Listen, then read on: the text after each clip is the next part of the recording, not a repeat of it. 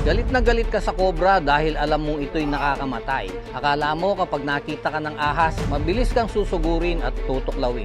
Pero napaisip ka na ba? Bakit may mga taong katulad nito? At ito, 4 years ago ginawa ko ang demong ito. Nabuhay ako sa panghuhuli ng ahas. Maraming beses ko nang pinapatunayan na ang mga ahas, kahit pa cobra, ay hindi kasing delikado ng paniniwala. Hindi kasing delikado ha? Hindi ko sinabing hindi delikado. Magkaiba yon. Tol, sabi ni Mocha, oh. Tol, yes! Sabi. Apoy pa! Hindi nila nakikita. Sila yung nag-aaway.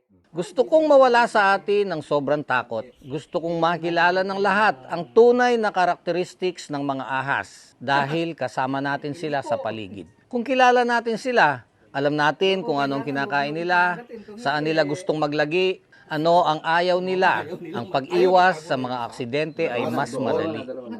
Pumasok na rin yung isa. Ayun pa yung isa. Hindi visible eh. Oo, Hindi talaga visible sa magtatago kanila. lang ang mga yan. Ang gagawin niya talaga magtago. Tatago lang mga yan.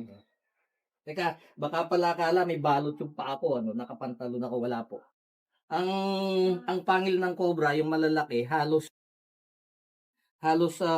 nasa 1/4. Kulang-kulang ng 1/4 kahaba yung mga pangil niyan. Kaya walang kwenta yung pantalon. Kung pantalon lang, lusot na lusot po yan. Ngayon po, mayroon pa pong nakalabas na 4. Nakatago na yung iba. Pakakawalan ko na naman ito. Ito to, regalo ko sa iyo. O, yan. Talagang inilalapit mo sa paa mo ah. Ay, talagang sasampay ko sa lig.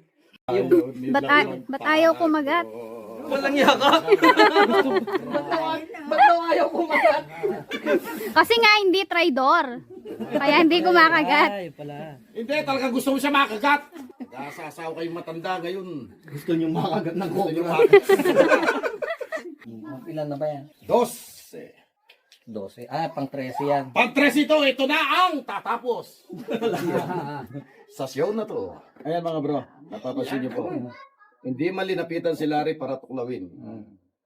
Nagsitago lang. Ilan piraso yan? 13. 13 piraso na Cobra. ahas na cobra. So nakita nyo kanina, nung ilalaglag sila dahil hindi sila magkakakilala, sila yung nag-away. Pero nasi-sense nila ako na nandito ako kasi hinaharap ako nung iba eh. Pero walang lumapit para kagatin ako.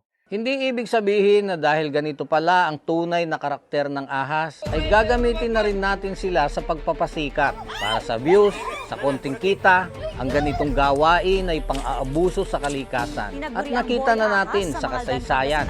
Patay matapos sumanong tuklawin ng hinuling cobra. Patay ang tinaguriang Cobra King ng Sorsogon matapos matuklaw. Gumaganti ang kalikasan.